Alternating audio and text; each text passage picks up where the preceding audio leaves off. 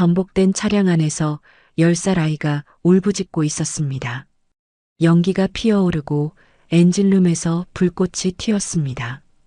저는 그 순간 가방 속 전출 명령서를 떠올렸습니다.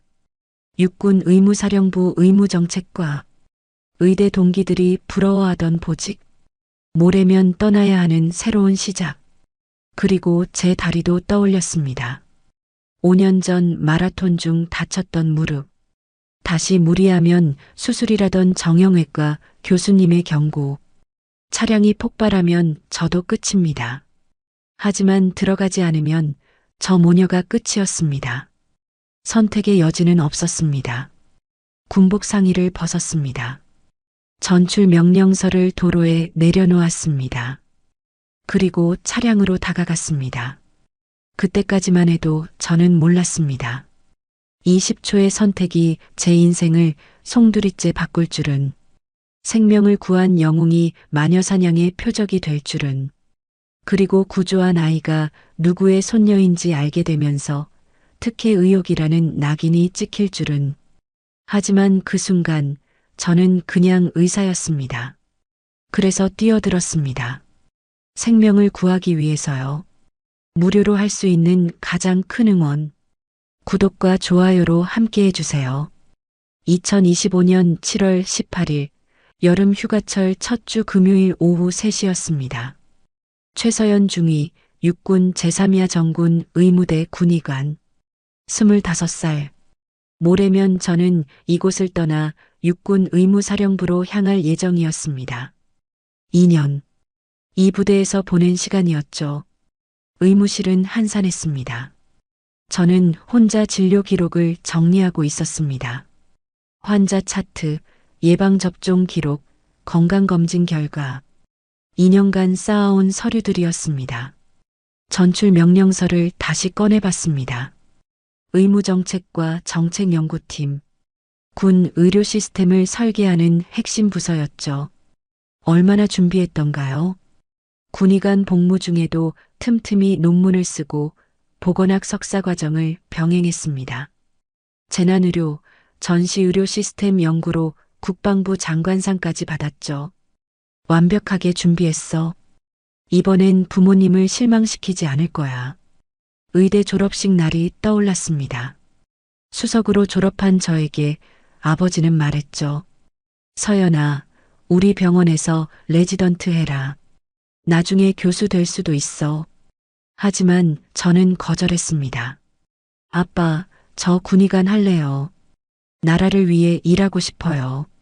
아버지의 실망한 표정이 아직도 생생합니다.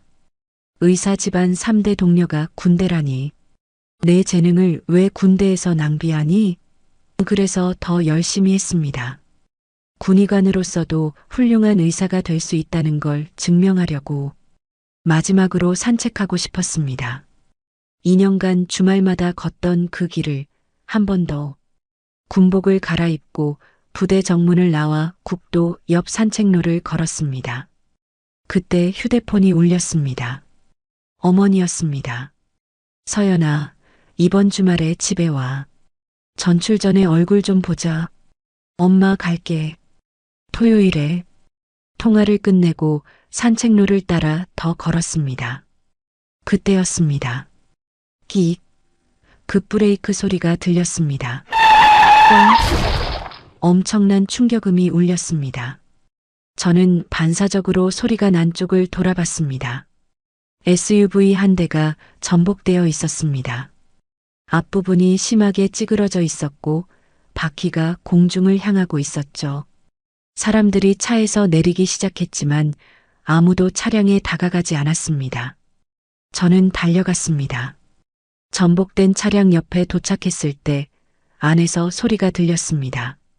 엄마, 나 여기 있어요. 무서워요. 10살쯤 되어 보이는 여자아이의 목소리였습니다. 차 안을 들여다보니 운전석에 여성이 의식을 잃고 있었고 뒷좌석에 아이가 안전벨트에 거꾸로 매달려 있었습니다. 그리고 엔진룸에서 연기가 피어오르고 있었습니다. 저는 주머니에서 휴대폰을 꺼내어 119를 눌렀죠. 교통사고입니다. 국도 117번 삼야정군 인근입니다. 차량 전복, 탑승자 2명, 차량 화재 위험 있습니다. 확인했습니다. 출동하겠습니다.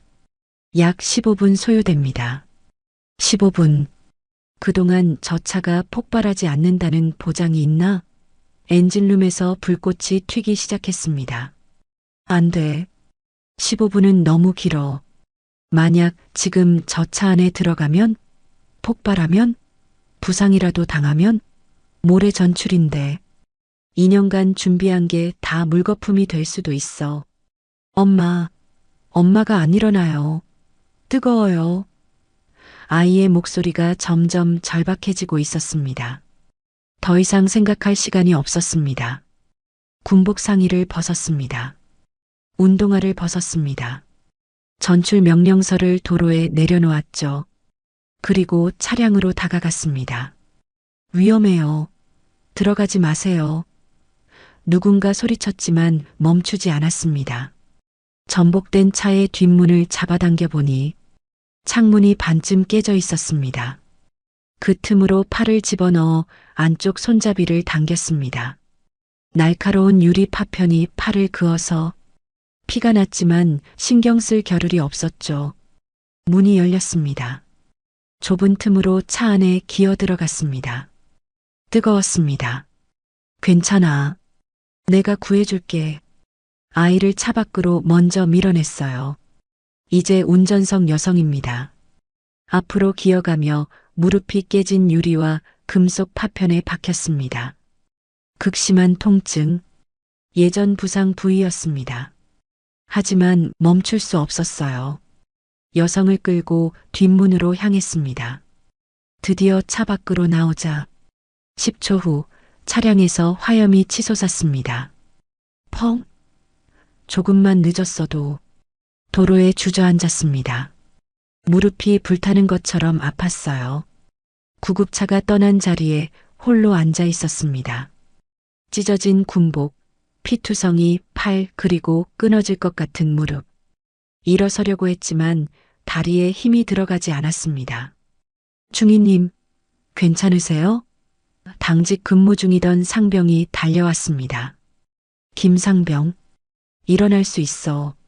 거짓말이었어요. 김상병이 제 팔을 잡아 일으켜 세웠습니다. 중위님, 다리에서 피가. 내려다보니 군복 바지가 피로 젖어 있었습니다. 무릎에서 유리 파편이 박힌 채로 피가 흐르고 있었죠. 의무실로 가야겠어. 김상병의 부축을 받아 절뚝거리며 부대로 돌아갔습니다. 의무실에 도착해 스스로 치료했습니다. 유리 파편을 하나하나 제거하자 날카로운 통증이 느껴졌지만 참았습니다. 상처를 봉합하고 무릎을 촉진했습니다. 의사로서 알 수 있었죠. 인대 손상, 심각한 부목으로 고정하고 얼음찜질을 했습니다. 하지만 통증은 가라앉지 않았어요. 5년 전 마라톤 대회에서 다쳤던 바로 그 무릎이었습니다. 또다시 당직사관이 들어왔습니다. 최중희님, 대대장님께 보고해야 할 것 같습니다. 지금이요? 금요일 저녁인데 교통사고 현장 개입이고 모레 전출이시고. 맞아. 부대 허가도 없이 민간 사고에 개입했으니 대대장님께 전화를 걸었습니다. 여보세요, 강철민입니다. 대대장님, 최서연입니다. 보고 드릴 일이. 상황을 설명했습니다. 교통사고, 구조, 부상. 전화기 너머로 한숨소리가 들렸습니다. 최중희, 모레 전출인데 다쳤다고? 죄송합니다. 죄송하다고? 부대 허가도 없이 민간 사고에 개입하고 다치고. 하지만 사람이 죽을 수도 있었습니다. 그건 119가 할 일이야. 내가 나설 일이 아니라고. 목소리가 차가워졌습니다. 일단 내일 아침 출근해. 병원 가서 정밀 검사부터 받고. 전화가 끊겼습니다. 생활관으로 돌아와 침대에 누웠습니다. 무릎을 조심스럽게 만져봤어요. 심하게 부어올라 있었고 조금만 움직여도 통증이 느껴졌습니다. 휴대폰이 울렸습니다. 병원에서 온 전화였죠. 최서연 중위님이시죠? 응급의학과 담당의입니다. 네. 구조하신 두 분 안정적으로 치료받고 있습니다. 정말요? 다행이네요. 여성분은 뇌진탕과 두부 열상이 있었지만 중위님이 경추 고정을 해주셔서 2차 손상을 막았습니다. 전문가 수준의 응급처치였습니다. 아이는요? 아이는 큰 부상 없습니다. 보호자는요? 남편분이 곧 도착하신답니다. 그런데 사실 말씀드리기 조심스럽지만 환자 가족이 좀 특별하십니다. 특별하다고요? 남편분이 육군 소령이시고 그분 아버님이 육군 참모 총장이십니다. 심장이 멎는 것 같았습니다. 육군 참모 총장이요? 네, 김성한 대장님. 사성 장군이십니다. 그분 며느리와 손녀를 구하신 겁니다. 말문이 막혔습니다. 중위님, 혹시 병원에 들러주실 수 있으세요? 가족분들이 은인을 찾고 있습니다. 망설였습니다. 육군 참모 총장의 가족이라니. 하지만 거절할 수 없었습니다. 알겠습니다. 내일 갈게요. 전화를 끊고 멍하니 앉아 있었습니다. 육군 참모 총장, 군의 최고 위급, 대통령 다음으로 군을 지휘하는 사람. 그분의 며느리와 손녀를 제가 구했다는 건가? 그런데 왜 불안하지? 왜 기쁘지 않지? 다음 날 아침 대학병원 정형외과에 도착했습니다. MRI 검사를 받고 결과를 기다렸습니다. 가슴이 두근거렸습니다. 최서연 중위님? 진료실로 들어갔습니다. 담당 교수가 영상을 띄우며 심각한 표정을 지었습니다. 내측 측부인대 2도 파열입니다. 여기 보이시죠? 화면을 가리켰습니다. 얼마나 걸리나요? 최소 4개월은 봐야 합니다. 수술은 안 해도 되지만 철저한 재활이 필요합니다. 4개월. 중위님, 5년 전 같은 부위 다치셨죠? 네. 재발입니다. 이번엔 더 심각해요. 제대로 치료 안 하면 만성화될 수 있습니다. 만성화요? 평생 통증과 불안정성을 안고 살 수도 있다는 겁니다. 특히 의사는 장시간 서서 수술하잖아요. 그게 불가능해질 수도 있어요. 머릿속이 하얘졌습니다. 진단서를 받아들고 병원을 나왔습니다. 우측 무릎 내측 측부인대 파열, 4개월 치료 및 재활 필요, 장시간 보행 및 과격한 활동 금지. 이 종이 한 장이 제 미래를 바꿔놓았습니다. 오후에 환자들이 입원해 있는 병동을 찾아갔습니다. VIP 병동이었습니다. 경호원들이 복도에 서 있었죠. 406호실. 문을 두드렸습니다. 안에는 머리에 붕대를 감은 30대 여성과 소령 정복을 입은 남성, 그리고 아이가 있었습니다. 혹시 어제 사고 당하신 분들이세요? 네, 그런데요. 저는 구조한 최서연입니다. 여성의 눈이 커졌습니다. 소령이 벌떡 일어나 경례를 했습니다. 충성, 육군 인사사령부 김태수 소령입니다. 정말 감사합니다. 제 아내 박지현과 딸 수아를. 정말 목소리가 떨렸습니다. 그때 병실 문이 열렸습니다. 사성 장군 계급장을 단 노년의 장교가 들어왔습니다. 아버님, 김태수 소령이 경례를 했습니다. 저도 반사적으로 일어나 경례했습니다. 충성, 육군 참모총장 김성한 대장이었습니다. 편하게 해요. 최서연 중위. 네, 충성. 태수한테 들었어요. 제 며느리와 손녀를 구해줬다고. 당연한 일했습니다. 당연하지 않아요.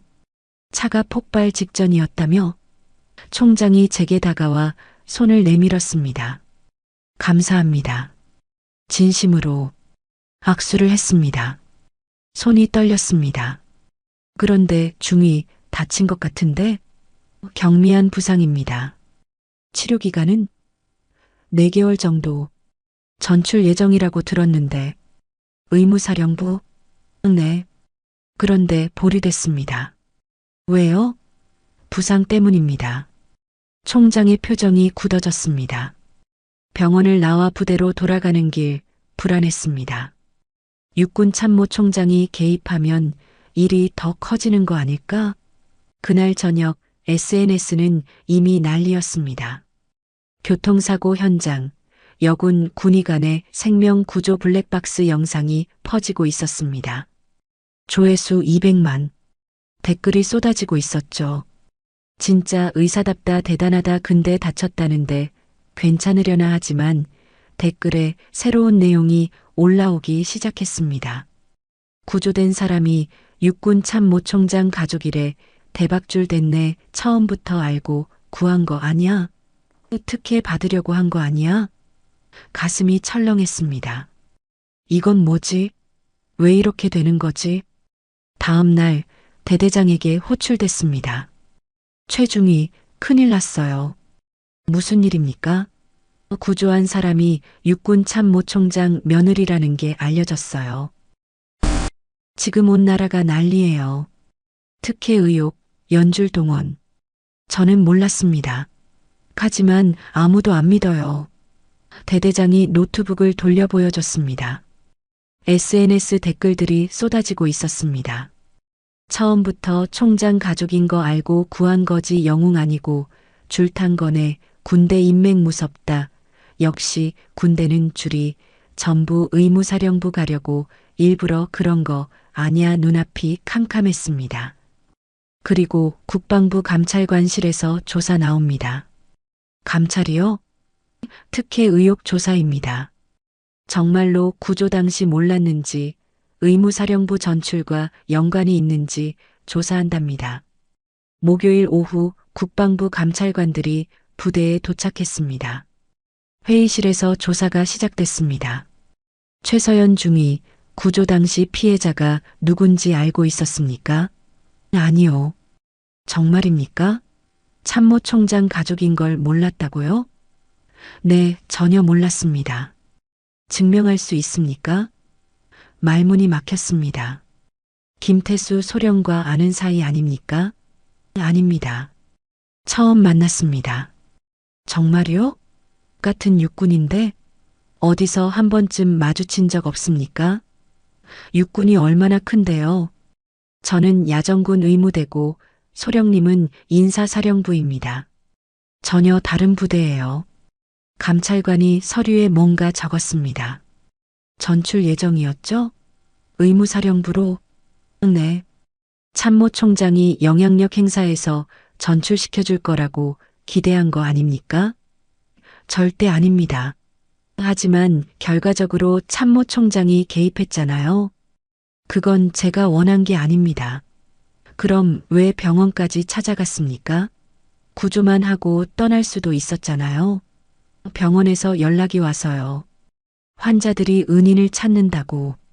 아, 그래서 찾아간 거군요. 감사 인사 받으러? 아닙니다. 감찰관이 책상을 두드렸습니다. 최중희, 솔직히 말해보세요. 부대 허가도 없이 민간 사고에 개입한 이유가 뭡니까? 사람이 죽을 수도 있었습니다. 119가 있잖아요. 15분 걸린다고 했습니다. 차량은 곧 폭발할 상황이었어요. 그래도 규정은 규정입니다. 군의관이 부대 허가 없이 민간 사고에 개입하는 건 월권입니다. 하지만 그리고 공교롭게도 육군 참모총장 가족이었고 공교롭게도 당신은 모레 의무사령부 전출 예정이었고 공교롭게도 참모총장이 직접 나서서 감사를 표했네요. 이 모든 게 우연이라고 생각하십니까? 네, 우연입니다. 증명할 수 있습니까? 조사가 끝나고 나왔을 때 온몸이 떨렸습니다. 이건 마녀사냥이야. 그날 저녁 SNS는 더욱 폭발적이었습니다. 여군 군의관 국방부 감찰받아 특혜 의혹 심화 육군 참모 총장 손녀 구조, 계획된 영웅 플레이, 기사 제목들이 점점 더 자극적으로 변하고 있었습니다. 댓글도 더 악랄해졌습니다. 처음부터 다 계획한 거네. 의무사령부 가려고 총장 가족 이용한 거지. 영웅 아니고 기회주의자. 군대 썩었다. 이래서 군대 인맥 무섭다는 거야. 하지만 반대 의견도 있었습니다. 증거도 없이 왜 마녀 사냥? 구조는 진짜잖아. 생명 구한 건 사실인데 여론이 양분됐고 저는 그 한가운데 있었습니다. 금요일 아침 대대장에게 또 호출됐습니다. 최중희, 상황이 심각합니다. 알고 있습니다. 국방부에서 징계위원회 소집 지시가 내려왔습니다. 징계요? 규정 위반, 특혜 의혹, 부대 및 육군 이미지 훼손입니다. 하지만 저는 사람을 구했을 뿐입니다. 그것과 규정 위반은 별개예요. 그리고 특혜 의혹도 해명해야 하고요. 저는 정말 몰랐습니다. 증명할 수 있어야죠. 다음 주 월요일입니다. 징계위원회 준비하세요. 대대장실을 나오며 다리에 힘이 풀렸습니다.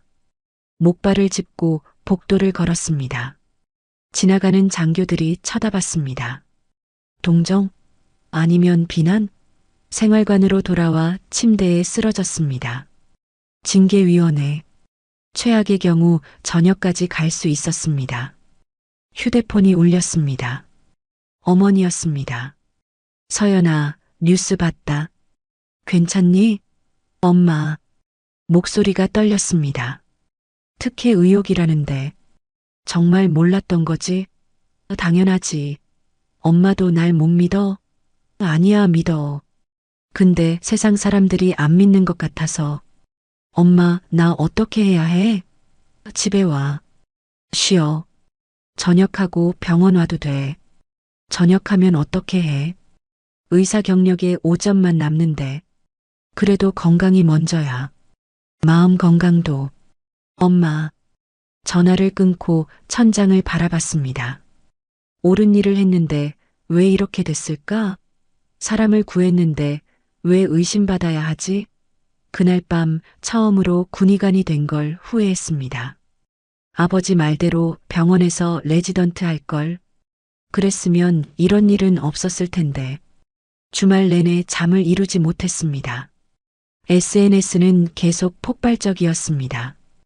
육군 참모 총장 손녀 구한 여군, 특혜 의혹 처음부터 알고 구했나, 영웅인가, 기회주의자인가, 군대 인맥의 민낯 기사들이 쏟아졌습니다.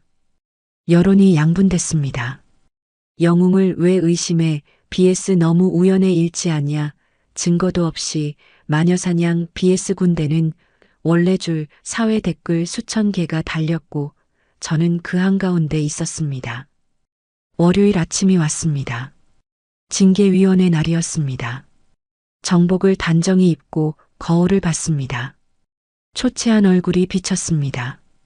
목발을 짚고 회의실로 향했습니다. 회의실에 들어서자 5명의 위원이 앉아 있었습니다. 대대장, 연대장, 그리고 국방부에서 온 감찰관들. 분위기가 무거웠습니다. 최서연 중위, 앞으로 나오세요. 목발을 짚고 앞으로 나갔습니다. 위원장이 서류를 펼쳤습니다. 피징계자 최서연 중위. 2025년 7월 18일 부대 허가 없이 민간 교통사고 현장에 개입하여 부상을 입고 이로 인해 의무사령부 전출에 차질을 빚었으며 특혜 의혹으로 부대 민 육군 이미지에 부정적 영향을 끼쳤습니다. 한 문장 한 문장이 가슴에 박혔습니다. 변명할 말 있습니까? 변명이 아니라 사실을 말씀드리겠습니다. 제 목소리는 떨렸지만 분명했습니다. 그날 차량이 전복되어 2명이 갇혀 있었고 차량은 곧 폭발할 상황이었습니다. 119는 15분 걸린다고 했습니다. 저는 기다릴 수 없었습니다. 그래서 규정을 위반한 겁니까? 생명이 규정보다 중요합니다. 군인에게 규정은 생명입니다. 저는 의사입니다. 의사에게는 생명이 규정입니다. 위원장이 인상을 찌푸렸습니다. 최중희, 당신은 군인이기도 합니다. 알고 있습니다. 하지만 그 순간 제 판단은 의사로서의 판단이었습니다. 히포크라테스 선서를 기억합니다. 환자의 건강과 생명을 첫째로 생각하겠다. 이것이 의사의 본분입니다. 다른 위원이 질문했습니다. 그런데 공교롭게도 육군 참모총장 가족이었네요? 저는 몰랐습니다. 정말입니까?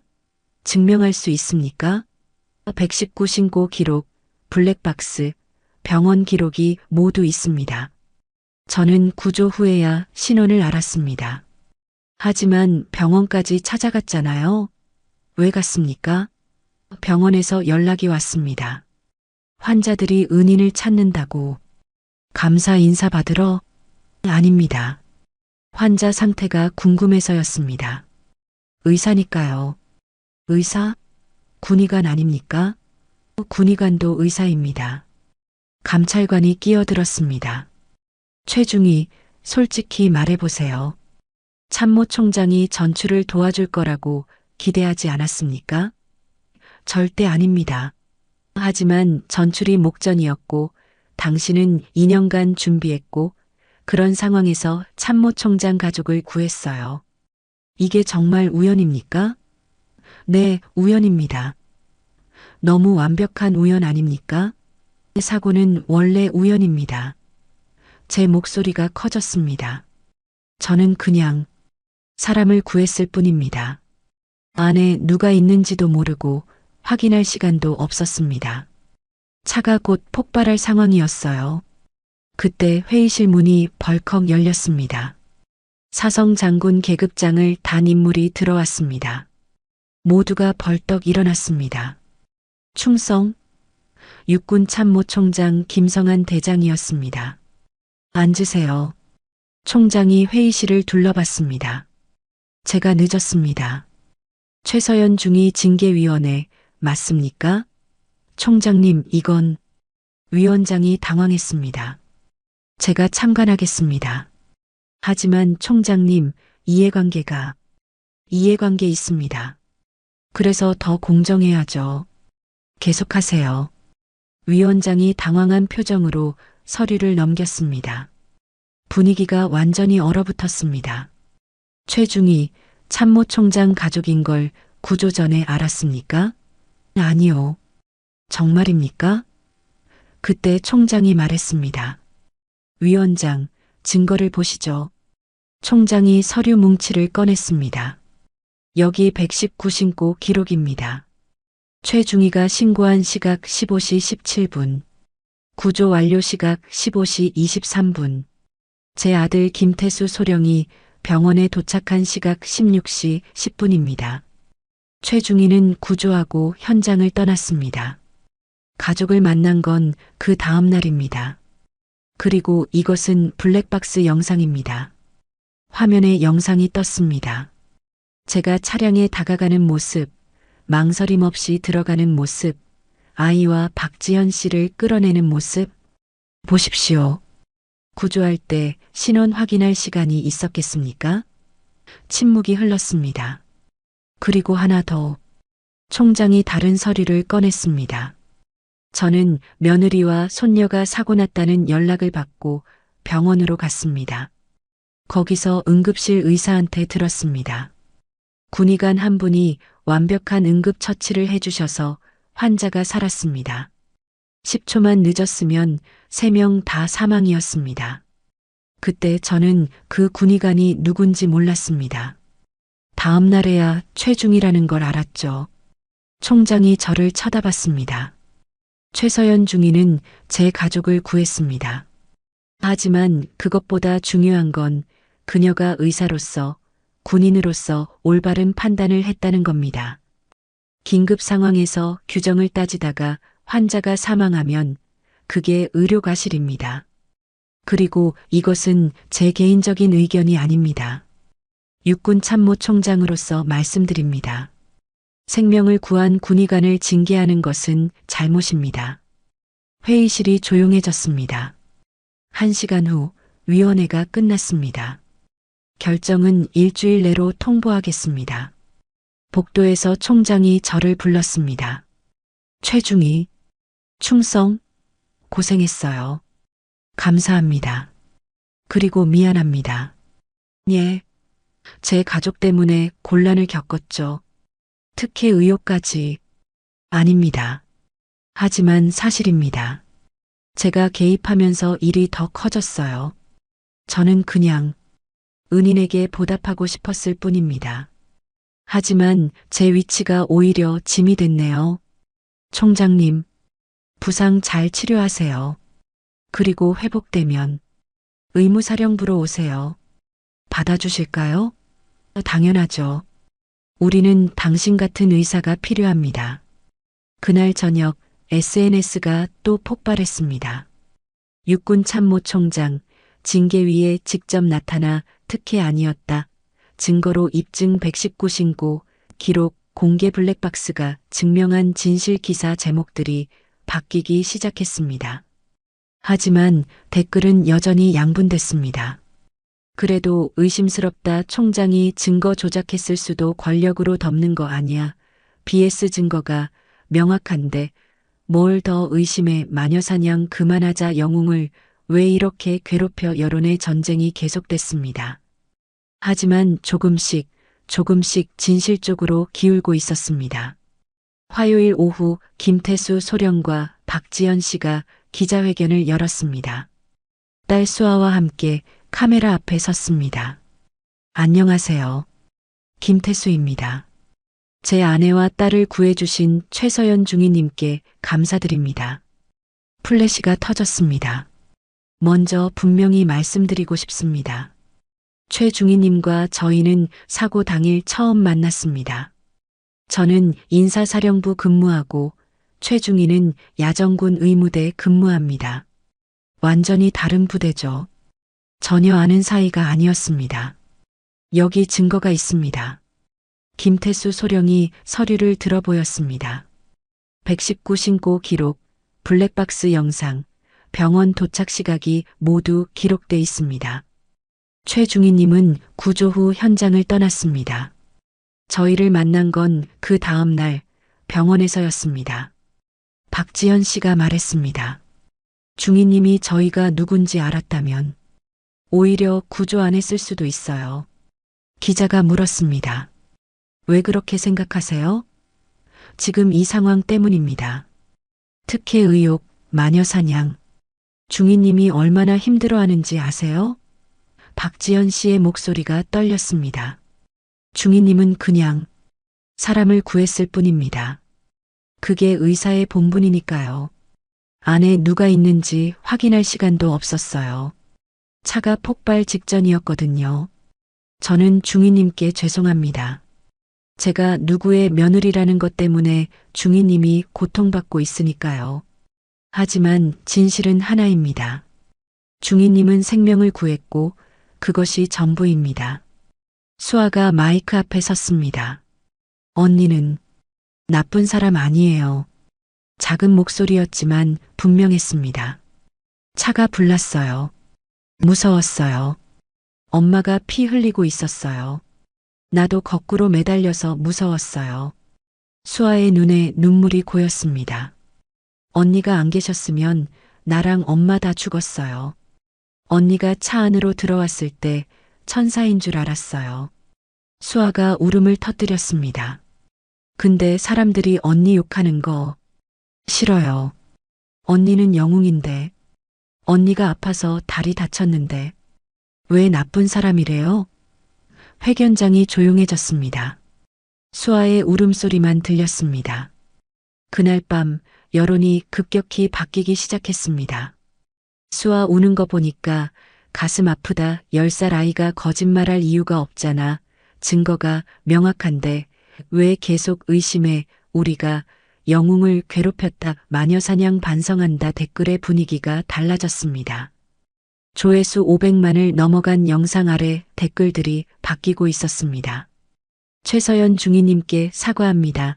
진짜 영웅이었네요. 특혜 아니었다.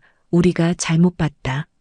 수요일 육군 참모총장이 직접 국방부에서 기자회견을 열었습니다. 육군 참모총장 김성한입니다. 총장의 표정이 단호했습니다. 제 며느리와 손녀를 구해주신 최서연 중위에게 감사드립니다. 하지만 그것과 별개로 이번 일은 명확히 해야 합니다. 최중위는 구조 당시 피해자가 누군지 전혀 몰랐습니다. 증거가 명확합니다. 119 신고 기록, 블랙박스 영상, 병원 기록, 목격자 진술이 모두 일치합니다. 그리고 제가 개입한 것은 은인에게 감사를 표하기 위함이었지 특혜를 주려는 게 아니었습니다. 하지만 제 위치가 오히려 최중위에게 피해를 줬습니다. 이 점 사과드립니다. 총장이 고개를 숙였습니다. 육군 참모총장이 고개를 숙이는 모습에 기자들이 술렁였습니다. 최서연 중위는 의사로서 군인으로서 올바른 행동을 했습니다. 차량 블랙박스를 분석한 결과 최중위가 환자들을 끌어낸 후 10초 만에 차량이 완전히 화염에 휩싸였습니다. 만약 최중위가 개입하지 않았다면 3명 모두 사망했을 것이 분명합니다. 이를 징계하는 것은 잘못입니다. 저는 육군 참모총장으로서 건의합니다. 최중위의 징계를 철회하고 부상 회복 후 의무사령부 전출을 재추진해야 합니다. 그리고 국민 여러분께 말씀드립니다. 생명을 구한 사람을 의심하기 전에 증거를 보십시오. 진실은 명확합니다. 다음 날 징계위원회 결과가 나왔습니다. 대대장실로 호출됐습니다. 목발을 짚고 들어갔습니다. 최중위 축하합니다. 대대장이 미소를 지었습니다. 처음 보는 표정이었습니다. 징계위원회 결과가 나왔습니다. 서류를 건넸습니다. 무혐의, 긴급구조행위로 인정, 특혜 의혹 없음으로 확인, 의무사령부 전출 재검토. 손이 떨렸습니다. 글자가 흐릿하게 보였습니다. 정말입니까? 네. 무혐의입니다. 그리고 의무사령부에서 연락 왔습니다. 부상 회복되면 전출 추진한답니다. 눈물이 났습니다. 참으려 했지만 참을 수 없었습니다. 감사합니다. 축하합니다. 최중위. 잘 견뎠어요. 대대장실을 나와 복도를 걸었습니다. 목발을 짚은 다리는 여전히 아팠지만 마음은 가벼웠습니다. 휴대폰이 울렸습니다. 어머니였습니다. 서연아, 뉴스 봤다? 무혐의래. 정말? 응, 엄마. 무혐의야. 잘됐다. 정말 잘됐다. 어머니가 울먹이는 소리가 들렸습니다. 엄마, 울지 마. 이제 괜찮아. 고생했다. 우리 딸. 정말 고생 많았어. 엄마. 아빠도 자랑스러워 하신다. 내가 옳은 일 했다고. 전화를 끊고 하늘을 올려다봤습니다. 맑은 하늘이었습니다. 꿈이 다시 살아났습니다. 그로부터 4개월이 지났습니다. 매일 재활치료를 받았습니다. 물리치료, 근력운동, 균형훈련. 처음엔 목발을 짚고 그 다음엔 지팡이를, 마지막엔 혼자 걸었습니다. 고통스러운 시간이었습니다. 무릎을 구부릴 때마다 통증이 느껴졌고 재활운동은 생각보다 힘들었습니다. 하지만 포기하지 않았습니다. 의무사령부. 그 꿈을 위해서, 아니, 그것보다 더 중요한 것을 위해서, 다시 의사로서 서기 위해서. 8월, 9월, 10월. 계절이 바뀌었습니다. 여름이 가고 가을이 왔습니다. 무릎도 조금씩 나아졌습니다. 10월 말 최종 검사를 받았습니다. 완전히 회복됐습니다. 이제 정상 근무 가능합니다. 의사의 말에 안도의 한숨이 나왔습니다. 정말요? 정말 괜찮아요? 네. MRI 결과도 좋습니다. 인대가 잘 붙었어요. 다만 앞으로 관리는 계속 하셔야 합니다. 감사합니다, 선생님. 진료실을 나오며 눈물이 났습니다. 4개월. 길고 힘든 시간이었습니다. 하지만 이겨냈습니다. 그 4개월 동안 김태수 소령 가족과 자주 만났습니다. 처음엔 조심스러웠습니다. 특혜 의혹 때문에 힘들었던 기억 때문이었죠. 하지만 그들은 진심이었습니다. 중위님, 재활 어때요? 박지현 씨가 물었습니다. 좋아지고 있습니다. 이제 지팡이 없이도 걸을 수 있어요. 정말 다행이에요. 저희 때문에. 아니에요. 제 선택이었어요. 수아는 많이 밝아졌습니다. 언니, 나 의사 될 거야. 정말? 대단한데? 응. 언니처럼 사람 살리는 의사. 수아의 눈이 반짝였습니다. 그래서 공부 열심히 하고 있어. 수학도 과학도 잘하고 있구나. 수아라면 할 수 있어. 그 모습을 보며 뿌듯했습니다. 제가 구한 생명이 꿈을 키우고 있었습니다. 9월 어느 날 김태수 소령이 말했습니다. 중위님, 아버님께서 뵙고 싶어 하십니다. 총장님이요? 네. 직접 감사 인사를 드리고 싶다고 하시는데 부담스러우시면 괜찮습니다. 망설였습니다. 육군 참모 총장. 그분 때문에 특혜 의혹에 시달렸던 기억이 떠올랐습니다. 하지만 거절할 수 없었습니다. 뵙겠습니다. 다음 주 토요일 총장 관저를 방문했습니다. 경호원들이 안내했고 총장이 직접 나와 맞아주었습니다. 최중희, 오느라 고생했어요. 충성, 편하게 해요. 오늘은 사적인 자리니까. 거실로 안내받았습니다. 총장 부인도 계셨습니다. 중위님, 정말 감사합니다. 우리 며느리와 손녀를. 총장 부인이 제 손을 꼭 잡았습니다. 당연한 일했습니다. 당연하지 않아요. 다리까지 다치시고 이제 괜찮습니다. 총장이 말했습니다. 중위, 특혜 의혹 때문에 고생 많았죠? 제가 개입하면서 일이 더 커졌어요. 미안합니다. 아닙니다. 총장님께서 진실을 밝혀주셨잖아요. 그래도 제 위치가 오히려 짐이 됐을 겁니다. 앞으로도 그럴 거고요. 무슨 말씀이세요? 의무사령부 가면 총장 줄 타고 간 거라고 할 겁니다. 평생 그 꼬리표 달고 살 수도 있어요. 총장의 말이 현실적이었습니다. 하지만 개의치 마세요. 당신은 실력으로 증명하면 됩니다. 노력하겠습니다. 그리고 이것 받아주세요.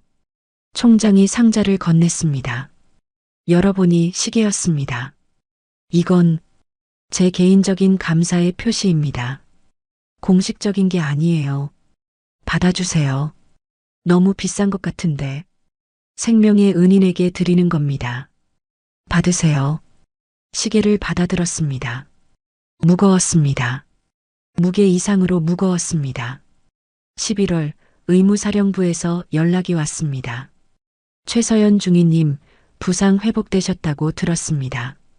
네, 완전히 회복됐습니다. 그럼 내년 1월부터 의무정책과 근무 가능하십니까? 네, 가능합니다. 전출 절차 진행하겠습니다. 축하드립니다. 드디어 6개월 늦었지만 드디어 이뤘습니다. 12월 부모님을 찾아뵙습니다. 서연아, 다리는? 완전히 나았어요, 아빠. 다행이다. 아버지가 제 어깨를 토닥였습니다. 그리고 미안하다. 왜요? 내가 군의관 하겠다고 했을 때 반대한 거. 아빠가 틀렸어. 아빠, 넌 훌륭한 의사야. 그리고 훌륭한 군인이고 아빠가 자랑스럽다. 아버지의 눈이 붉어졌습니다. 고생 많았지? 특혜 의혹으로 힘들었을 텐데. 괜찮아요. 이제 다 지나갔어요. 의무사령부 가서도 잘하렴. 아빠가 응원한다. 네, 아빠. 어머니가 밥상을 차려주셨습니다. 많이 먹어. 재활하느라 많이 힘들었을 텐데. 엄마가 해주는 밥이 제일 맛있어. 가족과 함께한 저녁이었습니다. 따뜻했습니다. 크리스마스 전날 수아 가족에게서 연락이 왔습니다. 언니, 크리스마스 파티예요. 올래요? 파티? 나도 가도 돼? 당연하지. 언니 없으면 안 돼. 파티에 갔습니다. 수아네 집은 따뜻한 크리스마스 장식으로 가득했습니다. 언니, 왔다. 수아가 달려왔습니다. 선물 있어요? 당연하지. 의약도감을 선물했습니다. 와, 이거 갖고 싶었는데. 의사 되려면 이런 거 많이 봐야지. 고마워요, 언니. 케이크를 자르며 김태수 소령이 말했습니다. 중위님, 의무사령부 가신다고 들었습니다. 축하드립니다. 감사합니다. 언니, 의무사령부가 뭐예요? 수아가 물었습니다. 군대 병원들을 관리하고 의사들을 도와주는 곳이야. 멋있다. 언니 대단해. 따뜻한 밤이었습니다. 6개월 전 교통사고 현장이 떠올랐습니다. 그때의 선택이 지금의 이 순간을 만들었습니다. 2026년 1월 5일 의무사령부 첫 출근 날이었습니다.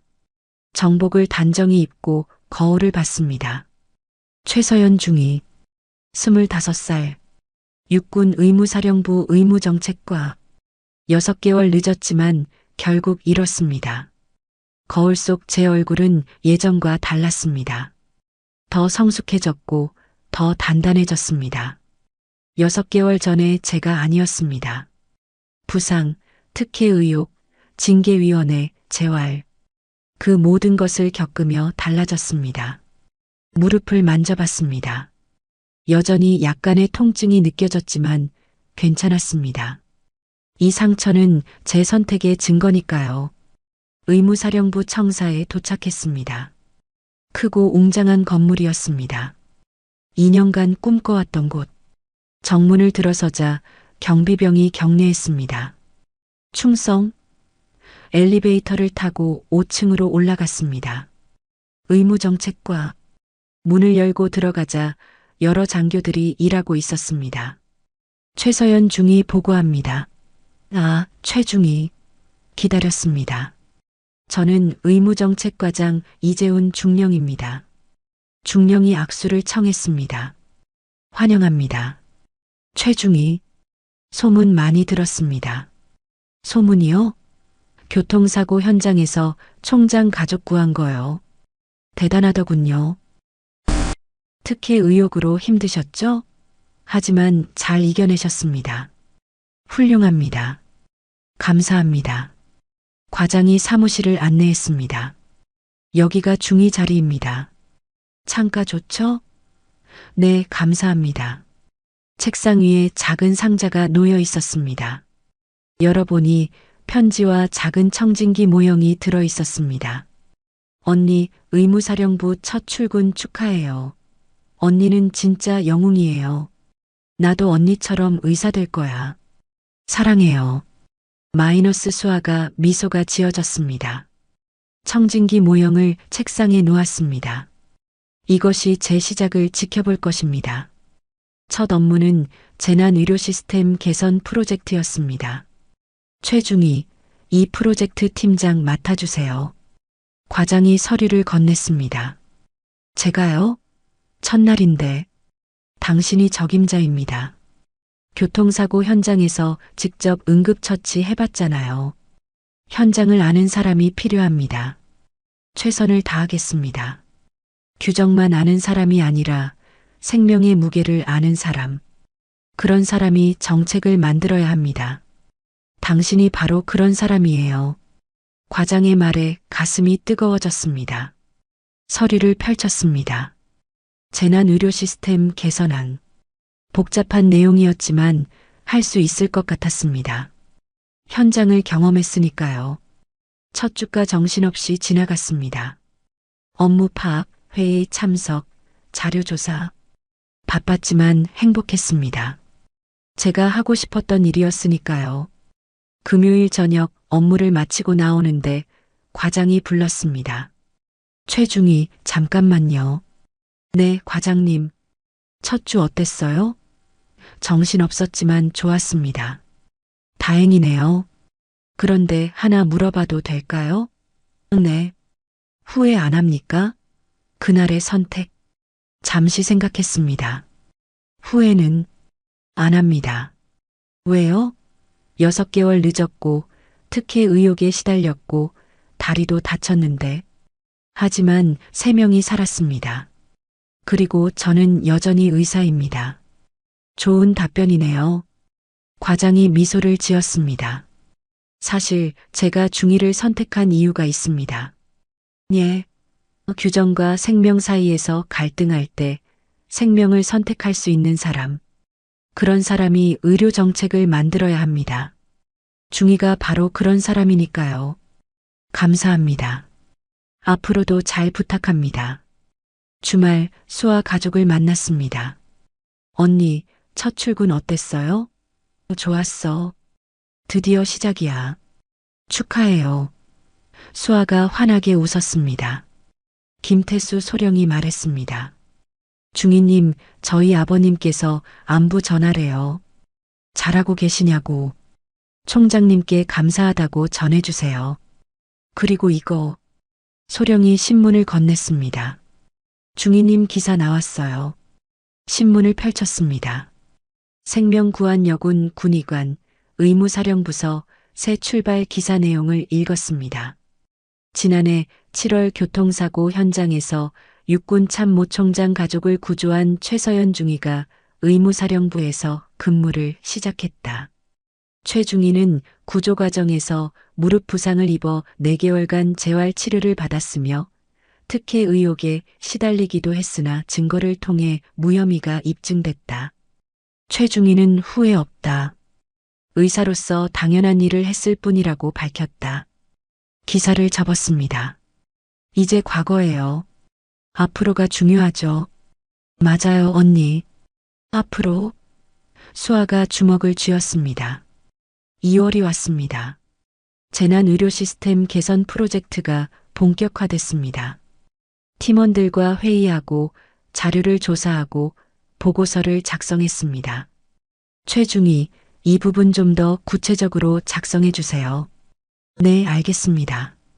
그리고 다음 주에 국방부 보고가 있습니다. 중위가 직접 발표하세요. 제가요? 당신이 팀장이잖아요. 그리고 현장 경험이 있으니 설득력도 있을 겁니다. 최선을 다하겠습니다. 밤늦게까지 발표 자료를 준비했습니다. 교통사고 현장에서의 경험을 떠올리며 작성했습니다. 긴급 상황에서 필요한 것들, 응급처치의 중요성, 골든타임의 의미. 다음 주 국방부 회의실, 국방부 장관과 고위 장성들 앞에서 발표했습니다. 재난의료 시스템 개선안에 대해 발표하겠습니다. 손이 떨렸지만 목소리는 분명했습니다. 현재 시스템의 가장 큰 문제는 골든타임 확보의 어려움입니다. 지난해 제가 경험한 교통사고 현장에서 제 경험을 바탕으로 설명했습니다. 119 도착까지 15분이 걸렸습니다. 하지만 환자는 10초를 버티기 어려운 상황이었습니다. 이런 경우 현장에 있는 군의관이나 의료 인력이 즉시 개입할 수 있는 시스템이 필요합니다. 발표가 끝났습니다. 국방부 장관이 말했습니다. 훌륭한 발표였습니다. 최중희. 현장 경험이 묻어나는 좋은 제안이네요. 감사합니다. 이 개선안 적극 검토하겠습니다. 회의실을 나오며 과장이 어깨를 두드렸습니다. 잘했어요, 최중희. 정말 잘했어요. 봄이 왔습니다. 벚꽃이 피고 따뜻한 바람이 불었습니다. 의무사령부에서의 생활도 안정됐습니다. 재난의료 시스템 개선 프로젝트는 국방부 승인을 받았고 실제 시행을 앞두고 있었습니다. 제가 만든 정책이 실제로 사람들을 구하게 될 것입니다. 뿌듯했습니다. 어느 토요일 수아의 학교 발표회에 초대받았습니다. 내가 존경하는 사람이라는 주제였습니다. 학교 강당에 도착하자 수아가 손을 흔들었습니다. 언니, 왔다. 수아야, 떨리지? 응, 조금. 근데 언니 있으니까 괜찮아. 발표 순서가 됐습니다. 수아가 단상에 올라갔습니다. 제가 존경하는 사람은 최서연 언니입니다. 수아가 제 사진을 보여주며 말했습니다. 작년 여름 우리 차가 사고 났을 때 언니가 우리를 구해줬어요. 수아의 목소리는 떨렸지만 분명했습니다. 차가 뒤집혔어요. 불이 났어요. 무서웠어요. 엄마가 피 흘리고 있었고 나는 거꾸로 매달려 있었어요. 그때 언니가 왔어요. 차 안으로 들어와서 저를 구해줬어요. 엄마도 구해줬어요. 언니는 의사예요. 그리고 군인이에요. 언니는 다칠 수도 있었는데 우리를 구했어요. 수아가 잠시 멈췄습니다. 그래서 언니가 힘든 시간을 보냈어요. 사람들이 오해했거든요. 언니가 나쁜 사람이라고 했어요. 특혜 받으려고 우리를 구했다고 했어요. 수아의 눈에 눈물이 고였습니다. 하지만 그건 거짓말이에요. 언니는 그냥 사람을 구했을 뿐이에요. 언니는 착한 사람이에요. 언니가 가르쳐 줬어요. 의사는 생명을 지키는 사람이라고, 규정보다 생명이 먼저라고, 옳은 일을 하면 힘들 수도 있지만 그래도 해야 한다고. 그래서 저는 언니를 존경해요. 그리고 저도 언니처럼 의사가 되고 싶어요. 사람을 구하는 의사요. 지금 열심히 공부하고 있어요. 수학도, 과학도, 영어도. 언니처럼 용감한 의사가 되려고요. 박수가 터져 나왔습니다. 우레와 같은 박수였습니다. 발표회가 끝나고 수아가 달려왔습니다. 언니, 어땠어? 정말 잘했어. 수아 정말 자랑스럽다. 눈물을 닦아주었습니다. 울지 마. 발표 잘했잖아. 기쁜 눈물이야. 언니가 와줘서. 당연히 와야지. 수아 발표인데. 박지연 씨와 김태수 소령도 다가왔습니다. 중이님 감사합니다. 수아가 중이님 덕분에 꿈을 갖게 됐어요. 제가 감사하죠. 수아가 제게 용기를 줬으니까요. 함께 사진을 찍었습니다.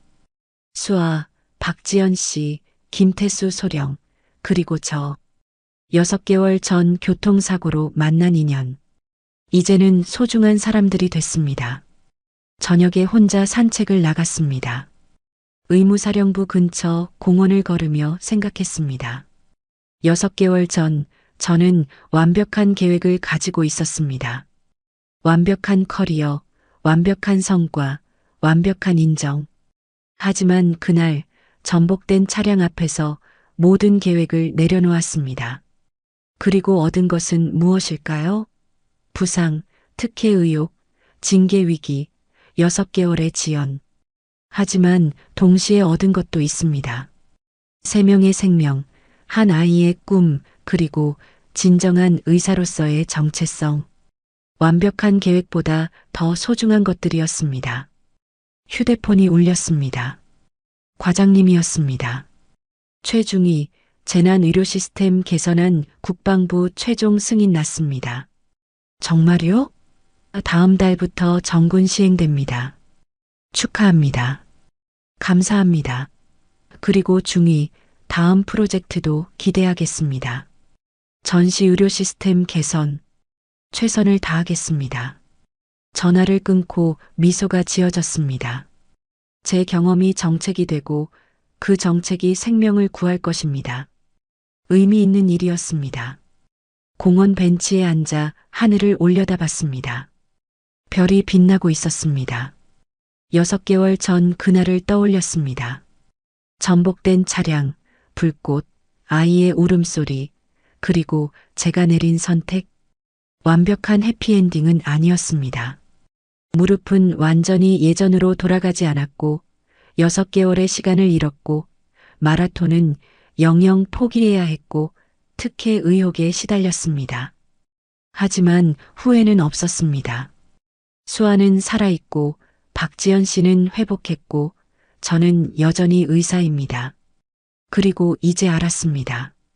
진짜 성공은 완벽한 계획을 이루는 것이 아니라 순간의 올바른 선택을 하는 것이라는 걸.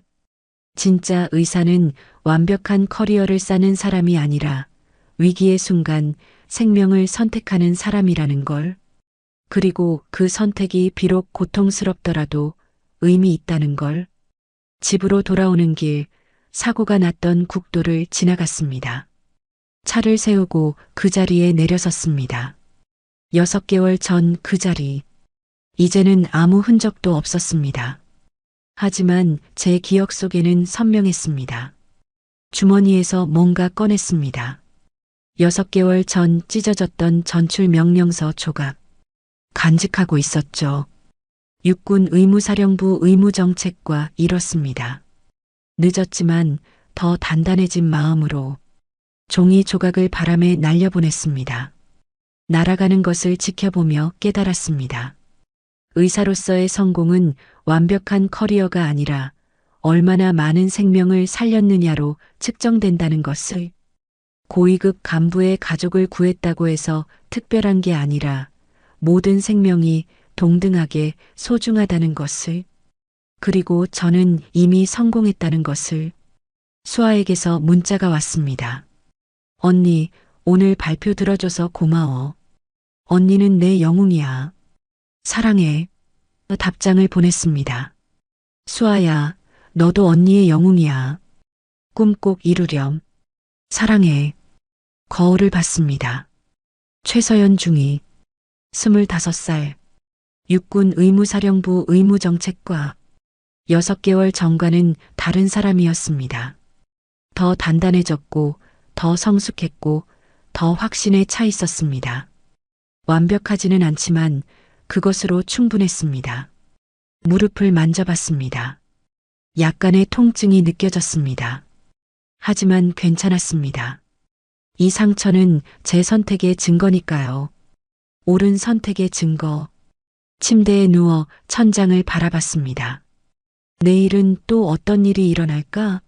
어떤 선택을 하게 될까? 알 수 없었습니다. 하지만 확신했습니다. 다시 그 순간이 온다면 저는 또 뛰어들 것입니다.